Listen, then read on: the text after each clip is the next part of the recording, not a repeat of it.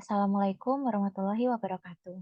Alhamdulillahillazi arsala rasuluhu bil huda wa dinil haqqi lidiyuruhu ala dini kullihi walau korihal kafirun walau korihal musyrikun walau korihal munafikun. Wassalatu wassalamu ala nabiyina Muhammadin sallallahu alaihi wasallam wa ala alihi wasahbihi ajmain. Amma ba'd.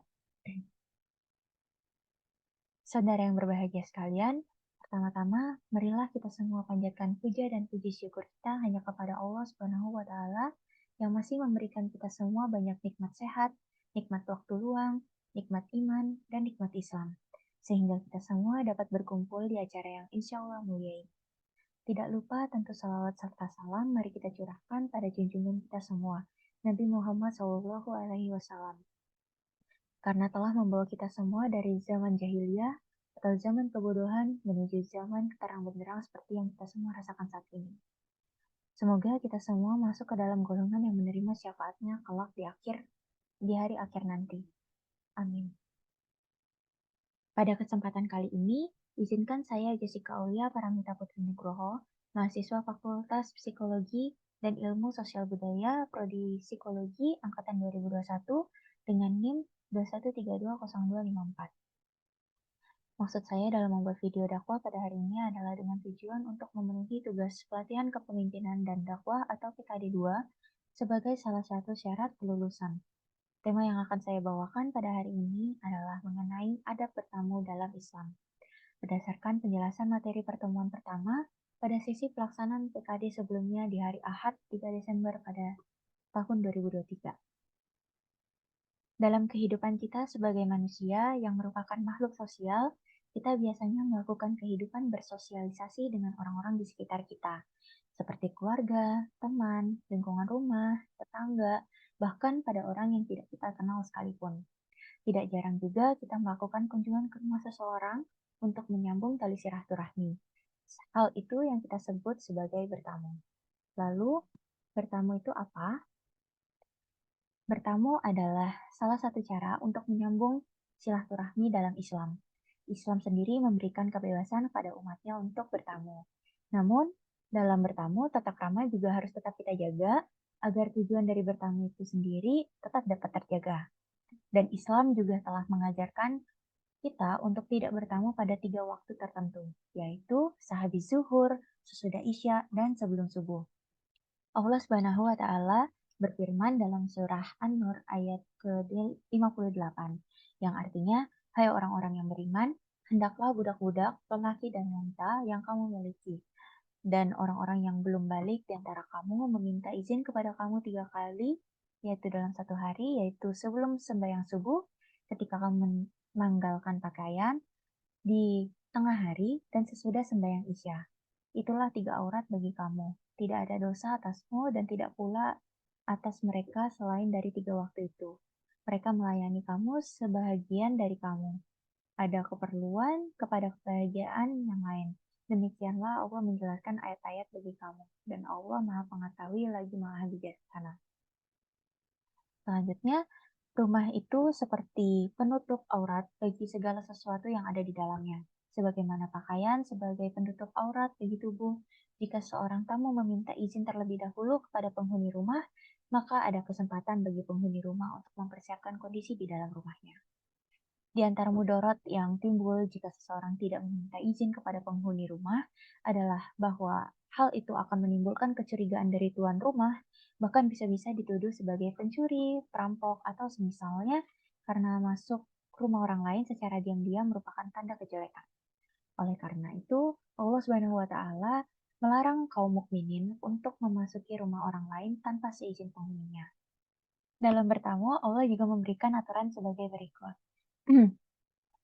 Yang pertama yaitu meminta izin maksimal 3 kali.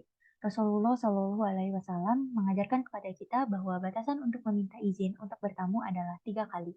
Sebagaimana dalam sabdanya dalam Bukhari dan Muslim, Rasulullah Shallallahu Alaihi Wasallam bersabda, minta izin masuk rumah itu 3 kali. Jika diizinkan untuk kamu, masuklah. Dan jika tidak, maka pulanglah. Hadis tersebut memberikan bimbingan kepada kita bahwa batasan akhir meminta izin itu adalah 3 kali. Jika penghuni rumah mempersilahkan masuk, maka masuklah. Dan jika tidak ada jawaban atau keberatan untuk menemui pada waktu itu, maka pulanglah. Yang demikian itu bukan suatu aib bagi penghuni rumah tersebut dan bukan celaan bagi orang yang hendak bertamu, jika alasan penolakan itu dibenarkan oleh syariat. Yang kedua adalah mengucapkan salam dan minta izin masuk. Terkadang seseorang bertamu dengan memanggil-manggil nama yang hendak ditemui atau dengan kata-kata sekedarnya. Rasulullah Shallallahu Alaihi Wasallam mengajarkan hendaknya seseorang ketika bertamu memberikan salam dan meminta izin untuk masuk. Allah Subhanahu wa taala berfirman dalam surat An-Nur ayat ke-27.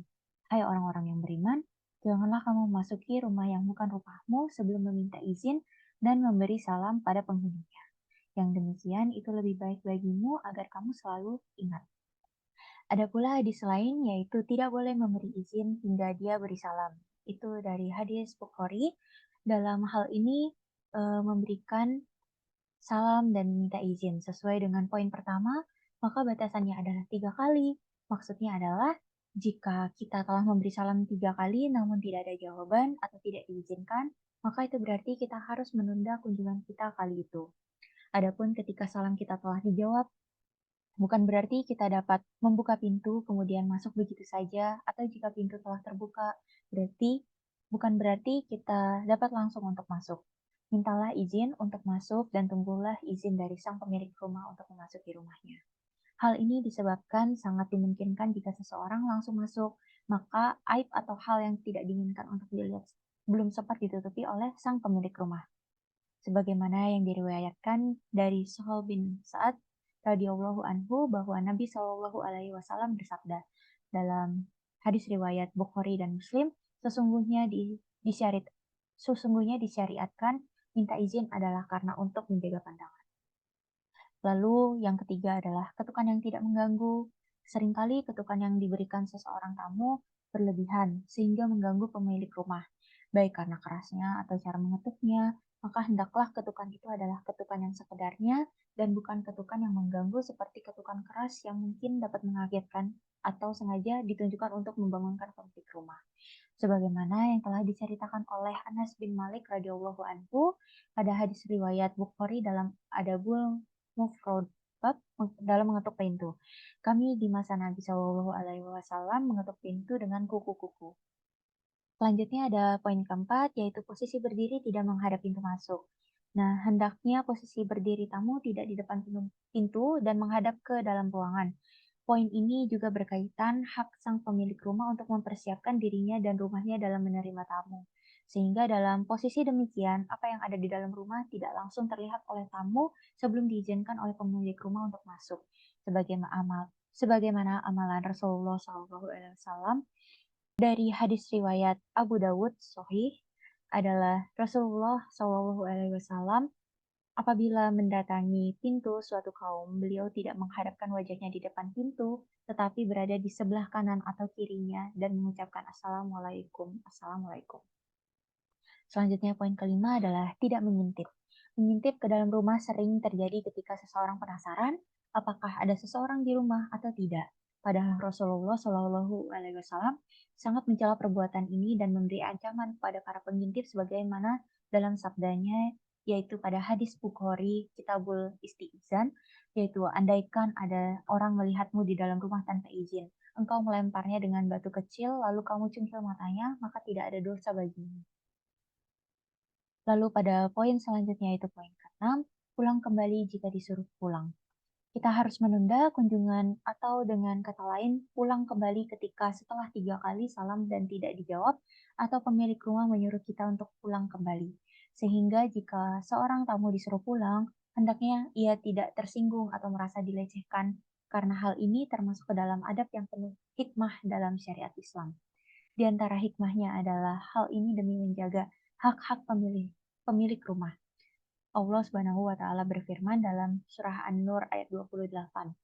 Jika kamu tidak menemui seorang pun di dalamnya, maka janganlah kamu masuk sebelum kamu mendapatkan izin. Dan jika dikatakan padamu, kembali sajalah, maka hendaklah kamu kembali. Itu bersih bagimu dan Allah Maha mengetahui apa yang kamu kerjakan.